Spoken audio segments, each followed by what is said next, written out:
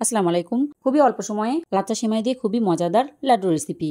এই জন্য একটি প্যানে 3 টেবিল চামচ ঘি দিলাম, বাদাম কুচি দিয়েছি, বাদামগুলো একটু নেড়েচেড়ে ভেজে নিয়ে এর ভিতরে এক প্যাকেট বনফুল লাচ্চা সেমাই দিলাম, ওইটাও লো আছে ভালো করে একটু ভেজে নিলাম। এবার এর ভিতরে শুকনো নারিকেল গুঁড়া দিলাম, আপনারা যদি না দিতে চান ফ্রেশ কুড়ানো নারিকেলও দিতে পারেন। আবারও ভালো করে নেড়েচে ওইটাও ভালো করে একটু ভেজে নিলাম, এক সাইডে রেখে দিলাম। এবার ওই প্যানে 1 কাপ লিকুইড দুধ নিলাম, দারুচিনি ও এলাচ নিয়েছি, একটু নেড়েচেড়ে বলক উঠিয়ে নিলাম। বলক উঠে আসলে হাফ কাপের একটু বেশি একদম ভরে ভরে চিনি দিয়ে দিলাম, ওইটাও একটু নেড়েচেড়ে বলক উঠে নিলাম। কয়েক ফোঁটা রেড ফুড কালার দিলাম, দিয়ে একটুখানি নেড়েচেড়ে ভেজে রাখা সেমাইগুলো সব দিয়ে দিলাম। অনবরত নেড়েচেড়ে এভাবে শুকিয়ে নিয়েছি।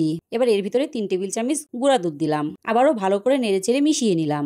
এবার এটা নামিয়ে নিলাম। হালকা একটু ঠান্ডা হয়ে আসলে গরম গরম লাড্ডু শেপটা দিয়ে দিতে হবে। এবার শুকনো নারিকেল গুঁড়াই কোট করে নিলাম, আপনারা চাইলে গুঁড়া দুধেও কোট করে নিতে পারেন। হয়ে গেল আমার লাচ্চা সেমাইয়ের লাড্ডু।